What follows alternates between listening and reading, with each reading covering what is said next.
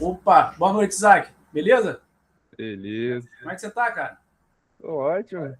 Como é que você tá, Leonardo? Pô, bacana você Tempão. aí, valeu. Então, pessoal, ó, qual o assunto? Introdução em nuvem. É, Vamos passar falando um pouquinho sobre on-premise, servidor, né, de hospedagem compartilhada, dedicado, falar um pouquinho sobre VPS. Aí sim a gente chega no EC2, né, nuvem. Vamos botar lado a lado ali o on-premise e o EC2, né? E depois nós vamos começar a fazer uma prática aqui sobre o EC2, iniciando um servidor dentro da AWS.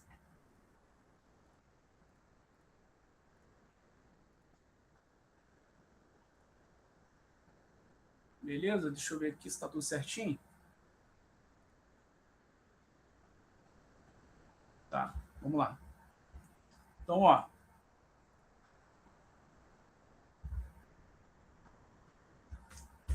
me apresentar aqui primeiro. Meu nome é Leonardo, tá? Tenho a certificação de arquiteto de soluções da AWS. Sou analista de rede, programador, instrutor de TI, né? Tanto de infra quanto de programação. Instrutor credenciado pela AWS, né? Tenho credenciamento lá de instrutor para poder dar os cursos da AWS. Estou finalizando, né, uma pós de gestão de TI. E vai ter os meus contatos aqui que eu também vou deixar para vocês também no final. Tá? Tanto o Instagram, que eu posto algumas coisas que eu vou fazendo, né? Seria mais os bastidores. E o LinkedIn, que eu costumo postar algumas coisinhas mais técnicas lá dentro.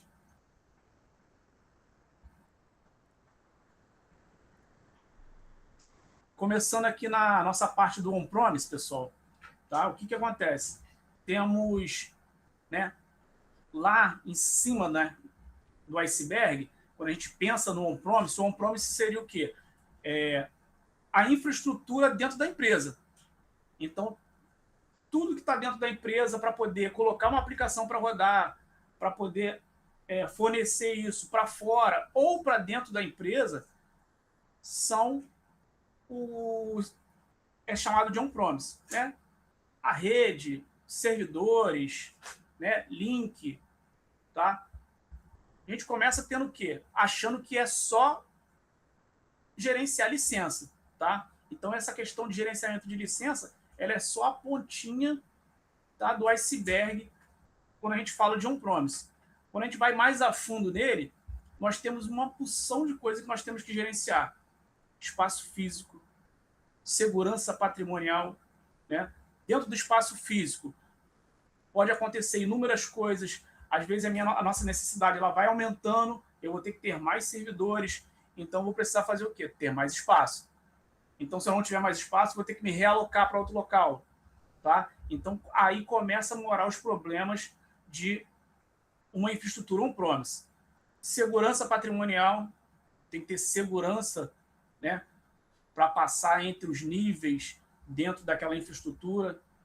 A questão energética, redundância energética. Então, se eu não tiver uma redundância, faltar uma luz, né, na região, e não tiver ali geradores para poder suprir, minha aplicação vai cair tanto interno quanto externo. Refrigeração, né? Tem que estar tudo refrigerado. Cabeamento, né? Hardware diverso. Ciclo de vida do hardware, porque o hardware ele tem um tempo, né, de vida ali, então ele vai chegar um tempo que ele vai precisar ser substituído, ele vai ficar obsoleto, porque o fabricante ele não vai dar mais suporte, ele vai lançar uma versão nova, então rola um ciclo de vida do hardware, né? A própria rede física também, que vai evoluindo, vai deteriorando, tem que ter manutenção, conectividade, né? Então, link dentro da minha empresa, eu vou ter que ter um link principal, eu vou ter que ter uma redundância para poder não ficar sem link caso um ISP lá ele caia automaticamente. Eu tenho que ir para ir ir para o outro ISP. Então, tem que ter essa redundância. Questão de armazenamento, virtualização, licenciamento de software, né, que a gente acha que é só a camada de cima, não? Ele está ali dentro também. Então, vários softwares que a gente tem que gerenciar. A segurança lógica, né? Falamos da segurança patrimonial e temos agora a questão da segurança lógica, né? Que é defender a nossa infraestrutura de atacantes, né? Que pode ser internos ou externos. A grande maioria são externos.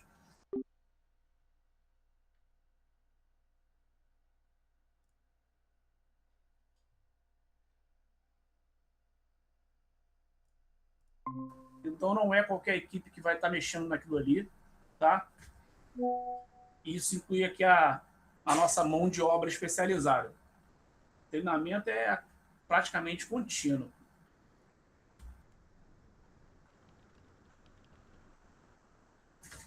Tá? Uma vez que a gente tem toda essa situação do on-premise, e a gente sabe que a gente tem que gerenciar muita coisa, a gente começa a pensar no seguinte: será que vale a pena eu ter tudo aquilo ali? Não é melhor eu pegar e escolher uma hospedagem, né, um servidor, para eu poder colocar a minha aplicação? Né? Vamos dizer que seja uma startup, uma empresa iniciando. Ela comprar aquilo tudo, gerenciar aquilo tudo, de repente não fica muito bom. O que a empresa vai fazer? O que aquela startup vai fazer? Vai pensar em um servidor de hospedagem. Tá? Dentro da questão de servidor de hospedagem, nós temos aqui dois tipos: compartilhado, tá? Eu gosto muito de rabiscar. Deixa eu ver se eu consigo pegar o meu rabisco aqui, ver se ele vai funcionar com esse canto.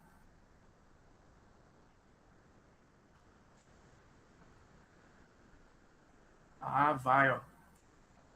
Então, ó, hospedagem compartilhada, tá? O que seria uma hospedagem compartilhada?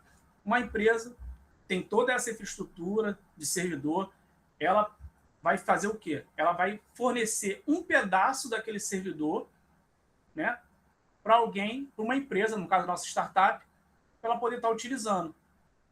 Só que o próprio nome da hospedagem já diz, ela é hospedagem compartilhada. Então, o que acontece? Mais de uma empresa está utilizando aquele servidor. Então, vai ter uma empresa X, uma empresa Y, que está utilizando o mesmo hardware do mesmo servidor. Então, se uma empresa X ela sofreu um ataque e você tiver hospedado a sua aplicação nesse mesmo servidor, né, que é uma hospedagem compartilhada, o seu site também cai, porque ela está atacando um único server. Então, já começa a morar um problema da hospedagem compartilhada aí. Outro problema da hospedagem compartilhada é quando nós precisamos de ter um pouquinho mais de controle sobre o servidor.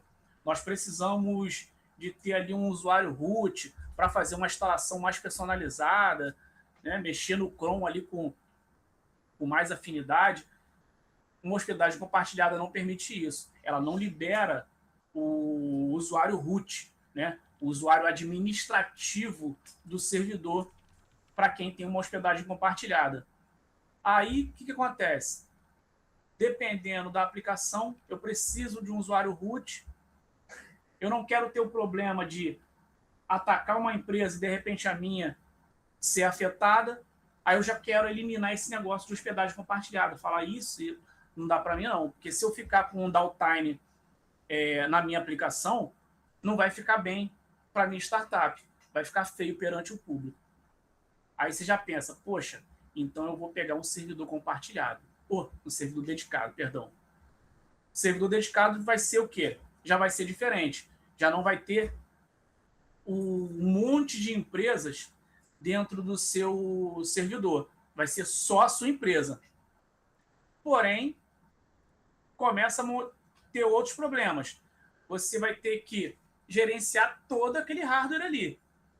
E ele é muito mais caro do que uma hospedagem compartilhada. Que aí acaba tendo um problema também para startups. Né? É um servidor dedicado, é caro, tem que ter uma mão de obra mais especializada para manter ele. Então, vocês estão percebendo que vai acontecendo o seguinte, a gente encontra uma solução, mas aí quando a gente para pensar bastante sobre aquela solução, encontra outro problema. Aí a gente encontra uma outra solução que de repente vai resolver aquele problema. Mas chega nela, é muito custosa.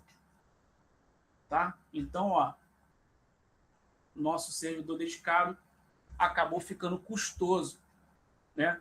Então, teria um meio termo entre a hospedagem compartilhada e um servidor dedicado? Tem. Vamos a ele aqui.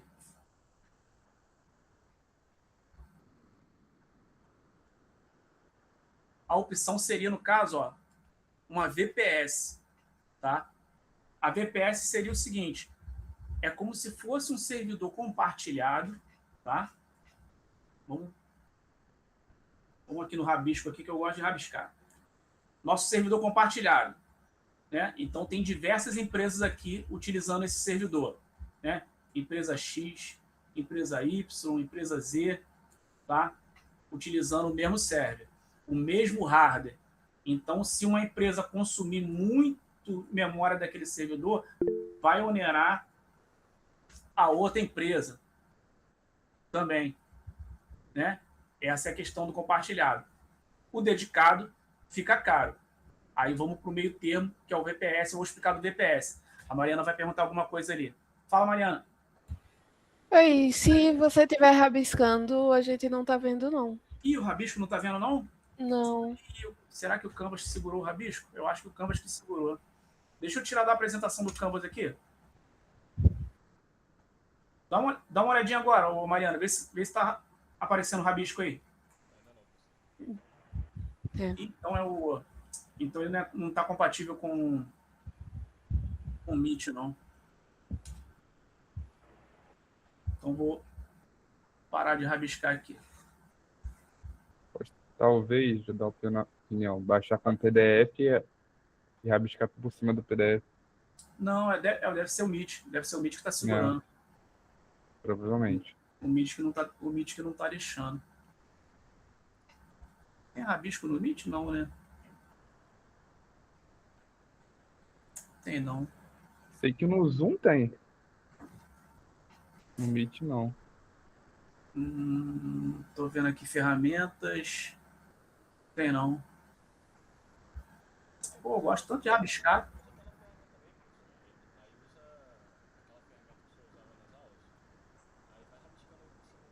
Então, ela que eu tô usando. Não tá indo, não. Não. Acho que no próprio Canvas aqui eu acho que tem, cara. Deixa eu ver aqui. Dá um confere aí, essa do Canvas aqui. Apareceu a do Canvas? Assim. Beleza. Então vamos aqui, ó. Falando do compartilhado, né? Então, ó, empresa X, empresa Y, empresa Z está aqui no servidor compartilhado. Se a empresa X utilizar muito da memória, vai onerar para a empresa Y, vai onerar para a empresa Z. Né? Esse é a hospedagem compartilhada. Aí, a hospedagem dedicada é você pegar um server inteiro, né, para a sua empresa. Porém, muito custoso. Correto? Solução, uma VPS. Aí, o que vai ter na VPS? Ih, rapaz, e agora como é que eu apago esse...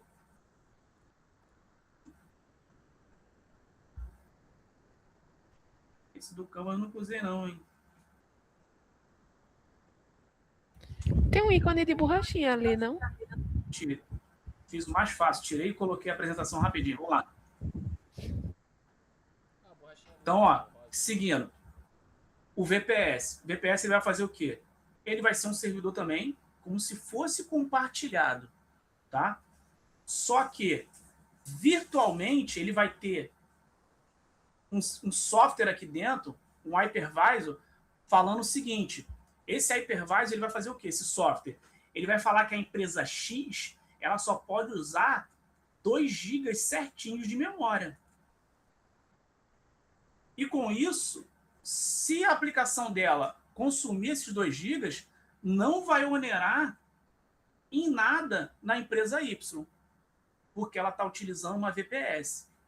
Então, o hypervisor, que faz essa diferenciação dentro de um servidor, ele faz essa limitação aí. Então, ele tira aquela falha que tem dentro da hospedagem compartilhada, né? Que é todo mundo consumindo o recurso do mesmo hardware ali, e passa a falar o seguinte: olha só, você só tem tanto para usar. Se você usar mais do que isso, eu vou te travar. Tá? Aí o VPS é uma saída. Correto? Ele é uma saída para a hospedagem compartilhada. Ele fica entre o compartilhado e um server dedicado. Deu para pegar esse conceito aí do VPS?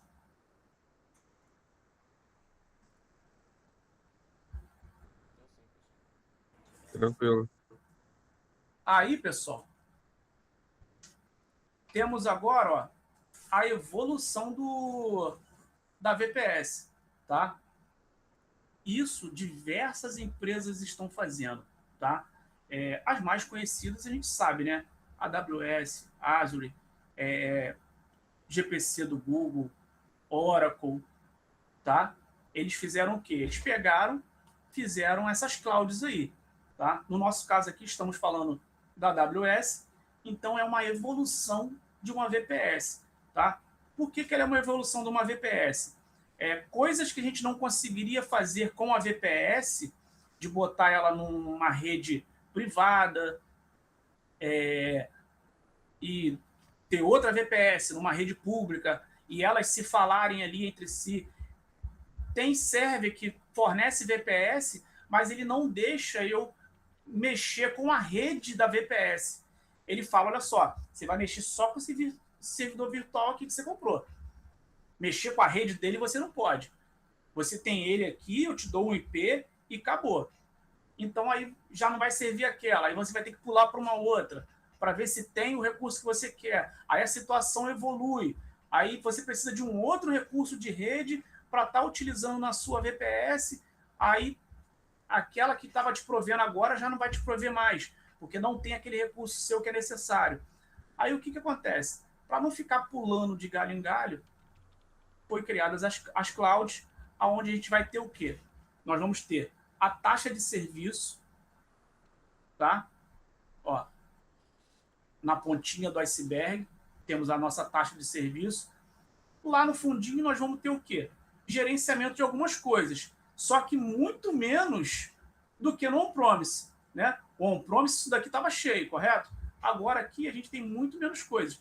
Nós temos aqui para gerenciar o sistema operacional, o software e a aplicação que está rodando ali dentro. Fazemos a parte da segurança de rede, gestão de identidade, quem que pode utilizar aquilo ali, quem que não pode. Falamos um pouquinho aqui conseguimos gerenciar um pouquinho melhor o backup e dimensionamento. Logicamente, tem algumas outras coisas que a gente consegue fazer aqui e gerenciar em conjunto com outros serviços que a AWS disponibiliza, tá? Mas ela te dá uma flexibilidade muito maior do que uma VPS. Se vocês forem pesquisar, né, a cloud, né, o que é uma instância numa cloud, tá? É praticamente uma evolução de uma VPS, é uma VPS aí muito melhorada, tá? Então, quando a gente falar em VPS e falar em cloud, é EC2, no caso que é a VPS, né, entre aspas, dentro da AWS, é o EC2. Então, com isso daqui, a gente consegue gerenciar muito melhor a nossa rede.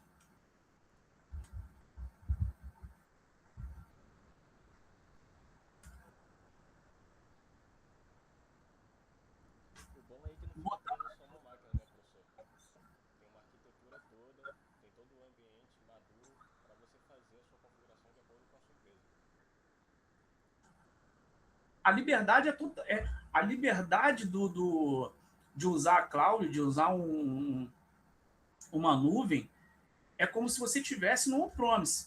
No on-premise você faz o quê? Você mexe em tudo, você faz o que você quiser, né? Você pode fazer a bagunça é sua, lá dentro do on-premise. Na nuvem, ele te dá essa liberdade também. entendeu? Ele te dá a liberdade para você fazer a bagunça que você quiser. O que você quiser pintar e bordar, você faz lá dentro. Só que a diferença entre, né, o on-premise e a nuvem é que no on-premise você tem que gerenciar muita coisa, né? Já na nuvem, muitas das coisas que você precisava gerenciar vai ficar de responsabilidade da AWS. Então, tipo, você não vai precisar mais ficar se preocupando com quem entra e sai entre os servidores, né? Questão de segurança física, né? Quem está com a responsabilidade de segurança física é o AWS. Eu não vou sair daqui da minha casa lá e vou botar alguém para ficar vigiando o meu servidor aí na AWS. Isso aí é com eles. Já no on-premise, não. Eu tenho que ficar regulando certinho quem pode entrar, gerenciar os acessos. Então, é uma preocupação. A questão energética. Eu não preciso me preocupar. Eles que têm toda a redundância energética, eles que sabem o que eles vão fazer de melhor para manter o downtime ali dos serviços deles em nuvens. E outra possibilidade que, na minha opinião, é uma das melhores. O on-premise. Estou trabalhando aqui no Brasil, provendo para todo o Brasil. De repente, eu comecei a ter clientes na Europa. Então, para não ficar aquele delay muito grande, no on-premise eu teria que fazer o quê? Teria que pegar e comprar todo o equipamento lá na Europa. Tipo, é viável. Eu vou ter que montar uma filial na Europa para prover para os meus clientes de lá. Na nuvem, não. Na nuvem, você faz com alguns cliques, você fala, olha só, eu quero prover isso aqui para todo o globo. Então, você rapidamente faz uma réplica dos seus serviços lá para a Europa, pode fazer para a Ásia e espalha rapidamente os seus serviços aí.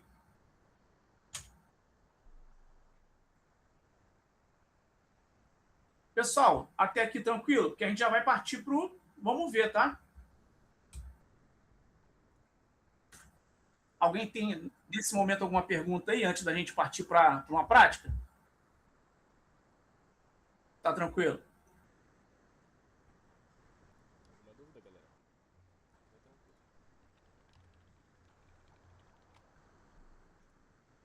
Pessoal, a prática, o que eu fiz? Eu catei aqui no Skill Builder, tá? Que é uma plataforma da AWS para aprendizado, um laboratório que é gratuito. Então, esse laboratório aqui, vocês podem entrar à vontade, montar um EC2, né? Subir uma instância do EC2 quantas vezes vocês quiserem, tá? Que não vai ter custo nenhum. É aconselhável que vocês façam o quê? Usem o Skill Builder para poder estar aprendendo, tá? Eu vou estar passando esse link aí para vocês do... Deixa eu pegar ele aqui logo. Eu vou jogar para vocês aí no chat.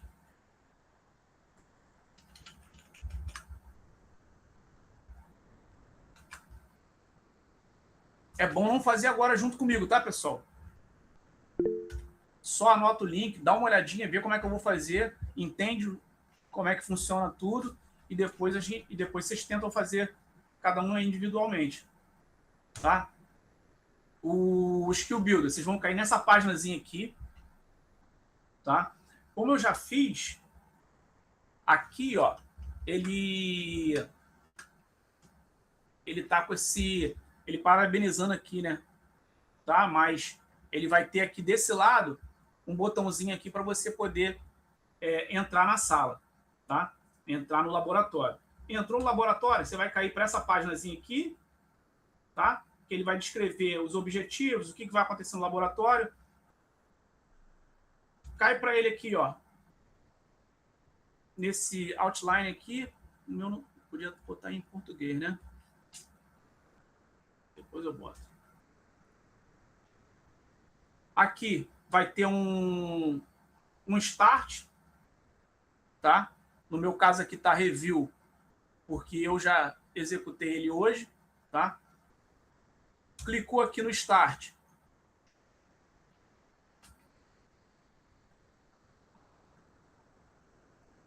Vai pedir para você logar com a sua conta, tá? Do Skill Builder.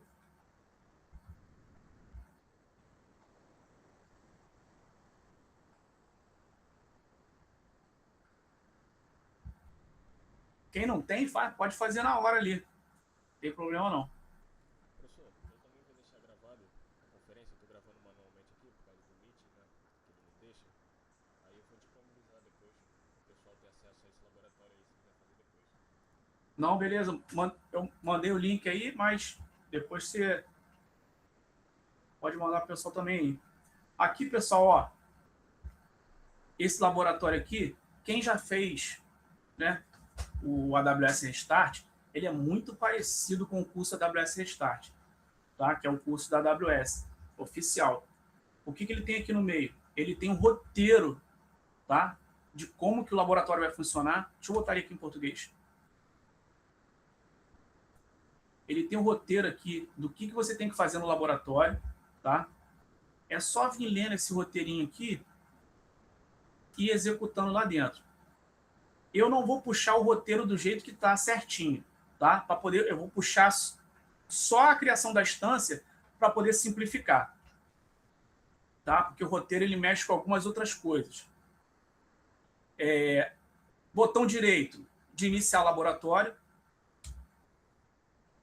Marca aqui essa caixinha de aceitar os termos. Clica aqui em iniciar um laboratório.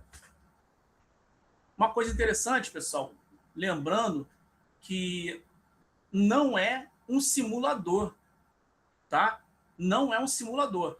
Você está literalmente mexendo com o console da AWS, tá? Não é um simulador. Iniciou o laboratório. Vai ter aqui, ó, abrir console. Aí o que ele faz? Ele pega a sua conta do Skill Builder, ele rola para uma permissão dentro da AWS, somente com as permissões para executar esse laboratório. Se alguém estiver pensando em, quero testar o Lambda nesse laboratório, que é outro serviço da AWS, não vai conseguir testar. Quero testar o RDS, não vai conseguir testar, tá? Só vai conseguir testar aqui dentro o EC2, tá? A instância. Abriu aqui o console. Aqui em cima, no campo de pesquisa, escreve EC2. Ele vai abrir aqui, ó. Entramos no serviço do EC2.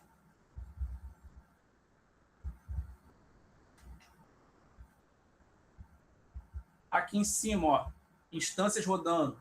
Eu consigo verificar que não tem nenhuma instância rodando, tá?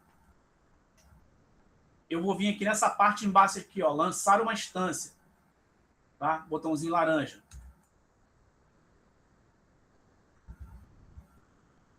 Clicou nele, você cai para a página de criação de uma instância, né? Como eu estava falando, da nossa VPS melhorada. O roteiro, ó, ele passa para a gente, ó, quer colocar, coloca o nome tal, tá? Porque o roteiro ele vem ensinando, tá? Quem quiser seguir o roteiro, pode seguir o roteiro, ó, web server. Vem aqui, ó, e bota o nome da instância igual ele falou. Se não quiser botar esse nome, pode colocar outro nome, tá? Então, ó, nome da instância. Aqui, ó, o AMI vai ser qual é o tipo de sistema operacional que você vai estar utilizando dentro da sua instância. No caso aqui, ó, ele pede para a gente utilizar o Amazon Linux 2023, tá? Que é uma instânciazinha Linux e ela é free tier, que no caso ela não tem custo. Aqui na arquitetura, 64 bits a gente não mexe, tá? O tipo de instância, ele fala para a gente o seguinte, o poder computacional dessa instância, né? O quanto que ela vai ter de processador, o quanto que ela vai ter de memória, né? A questão de velocidade das placas de rede que ela vai estar utilizando. Então, aqui que a gente escolhe. Se eu clicar aqui, ó, vão ter vários tipos de instância. tá? No nosso caso, ele pede para usar a T3 Micro. A T3 Micro ele tem 2 CPUs virtuais e tem 1 GB de memória. Ele já está nela aqui, não mexe. Par de chave, key pair. Tá? O par de chave é para você poder acessar via SSH a sua instância, para você estar usando ela via terminal. Tá? A partir da sua casa, você mandar comandos para a sua instância. Nesse caso aqui, ele não deixa a gente configurar um par de chave nesse laboratório. Tá? Aí vamos marcar aqui, ó, sem par de chave. Rede, tá? Em rede.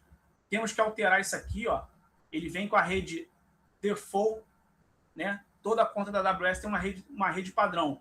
Ele vai vir com essa rede aqui. Vamos clicar aqui no botão de editar e vamos trocar para Lab VPC, que é a VPC do laboratório. Ela já foi feita para esse laboratório. VPC, pessoal, é a rede onde que vai ficar a sua instância. Tá? Então, ela precisa ter uma rede para ela poder começar a trabalhar. A rede que foi montada previamente aqui pelo laboratório é essa Lab VPC. Subnet. Tá? Já tem uma subnet também pública. Tá? Então, a pública eu consigo acessar através da internet a minha instância, né? Para poder mostrar uma página para o usuário, fazer alguma coisa ali, ele interagir sempre na subnet pública. Se fosse uma subnet privada, no caso aqui ele não tem, tá? Alguém de fora não conseguiria acessar a nossa instância.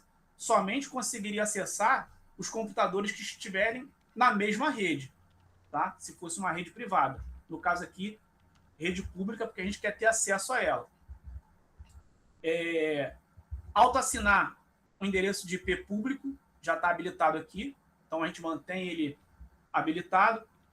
O Security Group, que é o grupo de segurança, para a gente definir qual porta que vai ser utilizada, né, pela nossa instância.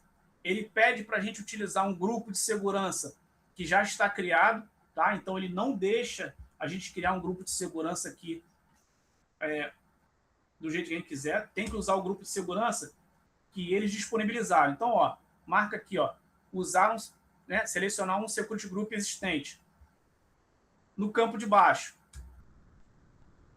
no Select, você vem aqui e utiliza esse Security Group aqui, ó, Web Service Security Group. Selecionou aqui, vai rolar para baixo, detalhes avançados aqui, ó. Detalhes avançados, pessoal, a gente vai rolar tudo também, tá? O que vai acontecer nos detalhes avançados? Tem ali o chamado de User Data. Esse User Data é o quê? Quando a nossa instância for iniciar, eu quero que ela faça algumas coisas. Eu quero que ela instale um servidor Apache, no caso aqui o HTTPD.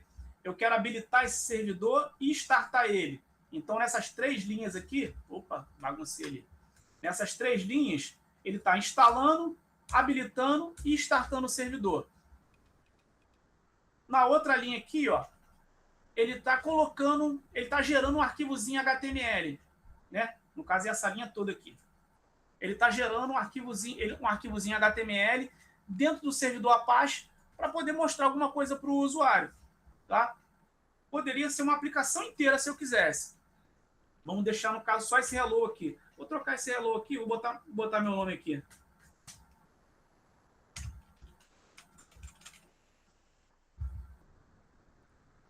Feito isso, vem aqui, ó, lançar uma instância.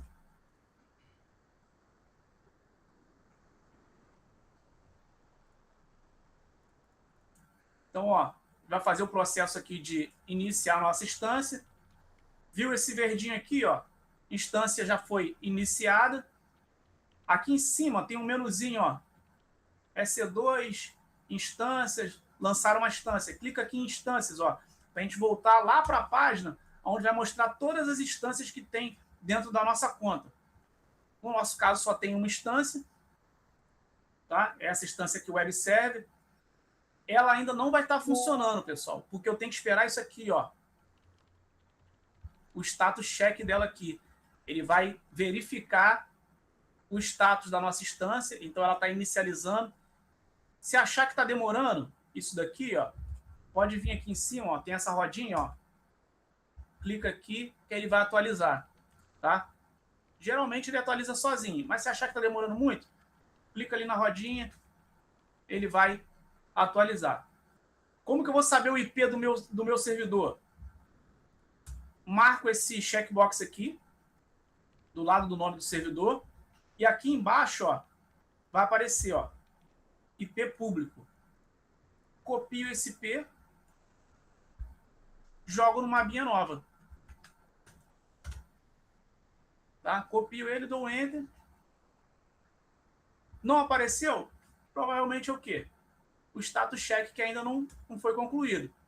Então, ó, tem que esperar isso aqui concluir para a gente conseguir visualizar a nossa página.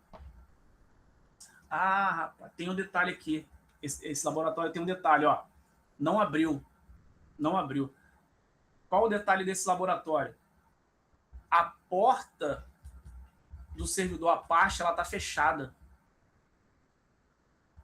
Tá? Alguns laboratórios eles fazem essas pegadinhas com a gente. Mas aqui no roteiro do laboratório, ele está falando isso para a gente. Ó. Ele fala que não vai abrir, aí ele pede para a gente dar uma olhada no log para ver o que aconteceu. Tá? Se quiser fazer essa parte aqui, pode fazer, não tem problema. Aí ele fala para a gente, ó, para mexer no Security Group, que é lá no Security Group que a gente vai conseguir liberar a porta para acessar a nossa instância. Aonde que fica isso? Ó, aqui embaixo, ó, Security aqui, ó, eu rolo aqui, ó, vai estar aqui, ó, Security Group. Clico nele, né, a guia Security, clico nele, ó, regras de entrada, ó, vazio, ó, não tem nada. Regra de saída tem alguma coisa, ó, mas regra de entrada não tem nada, ó. Clica aqui, ó, editar regras de entrada, adicionar nova regra, tipo de regra, vamos colocar HTTP, tá? Não coloca HTTPS porque tem que configurar os certificados e esse laboratório não deixa. Então tem que ser HTTP. Automaticamente ele vai marcar aqui o protocolo TCP na porta 80, que é a porta do servidor web, né, do servidor Apache. Bota aqui, ó, IPv4 para todo mundo. Aí ele vai marcar esse 0000. Esse 00/0 quer dizer a internet inteira, tá? Todas as faixas de IPs possíveis. Então, isso inclui tanto privado quanto o IP público. Salva a regra. Salvou a regra. Do lado esquerdo, ó, clica aqui em instâncias. Aqui a gente já consegue ver, ó, que a nossa regra já está aqui dentro, ó, nas regras de entradas. Clica aqui em instâncias do lado esquerdo. Você vê, ó, o status check aqui do meu, ó, ainda não atualizou, tá vendo? Ele demora um pouquinho a atualizar. Vou clicar ali na rodinha para atualizar. Provavelmente ele já foi, ele só não atualizou ali.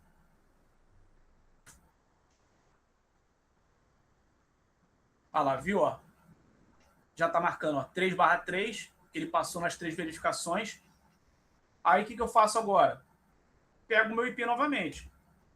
Em detalhes aqui, IPv4, tá? Como eu já tinha ele aqui na outra aba, ó, só vou dar um refresh aqui na página. Então, ó, dei um refresh na página, servidor já funcionando, tá? Como ele é público, ó, se eu passar para vocês agora, tá? Qualquer um consegue acessar.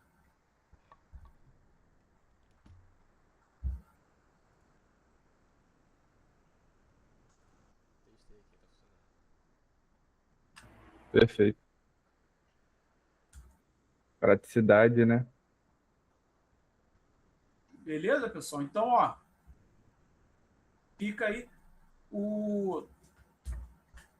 Schmidt, conseguiu gravar o... Conseguiu gravar aí, Schmidt? Professor, ainda tô gravando, acho que consegui gravar sim. Perdi só o começo, Ah, assim, as imagens, mas acho que eu peguei o áudio, entendeu? Porque minha não, câmera tá dando conflito com o OBS. não, tranquilo. É bom que a gente pega, coloca no YouTube, disponibiliza para o grupo, e aí depois quem quiser acompanhar aí fazendo passo a passo junto, de repente, para não se perder, olha o vídeo lá, tá? Aí, pessoal, como dá para fazer mais de uma vez, faz esse passo a passo que eu fiz, tá? Para testar. Depois vai fazer de novo, aí já pode fazer essas outras partes aqui, ó. Vai conhecendo mais coisas dentro da AWS, de monitorar a instância, ver os logs, né, de quando a instância iniciou, para saber o que aconteceu, o que falhou, o que não falhou, tá? Então tem outras coisas que vocês podem estar realizando aqui dentro desse laboratório aqui. Finalizou o laboratório, pessoal, tá? Vai ter aqui uma perguntinha do lado direito aqui, ó. 5 perguntinhas para você responder. Respondeu essas 5 perguntas. Depois que responder as 5 perguntas, vem aqui, ó, End Lab e manda completar o lab. Que aí ele vai verificar as 5 perguntas que você fez, encerrar o lab, o laboratório, tá? E ele vai gerar um certificadozinho para vocês no final aí, tá? Com o nomezinho de vocês, né? Conclusão de introdução a S2, tá? Então é bom que já consegue pegar também um certificadozinho aí.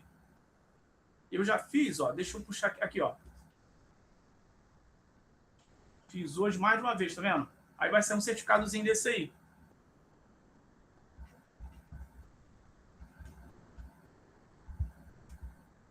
Terminado, deixa eu ver aqui, se eu tenho mais alguma coisa aqui. Tem não. Terminada a nossa prática, pessoal, tá? Deixar aberto aqui um momentinho aí de pergunta para vocês. Vou passar também no chat aí os meus contatos. Ó, vou passar o meu Instagram que eu falei para vocês, que eu costumo botar alguma coisa de bastidores do que eu estou fazendo. LinkedIn. Tem também, quem ainda não está inscrito no Cloud Clubs aqui da AWS, tá? Vai o link aí também. Então, sempre quando tiver um evento, a gente vai divulgar por aqui. Professor, tá me ouvindo? Fala, Schmidt. Então, eu vou jogar um link aí pro pessoal, que é um link da avaliação da reunião da AWS também. A pesquisinha tá aqui, ó.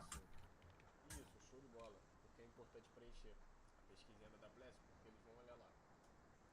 Quem puder também, pessoal, responde essa pesquisinha pra gente aí, que é para dar uma força no clube, tá? E a gente conseguir manter o clube e a gente fazer cada vez mais reuniões como essa aqui e a gente ir interagindo e todo mundo melhorando junto. Pessoal,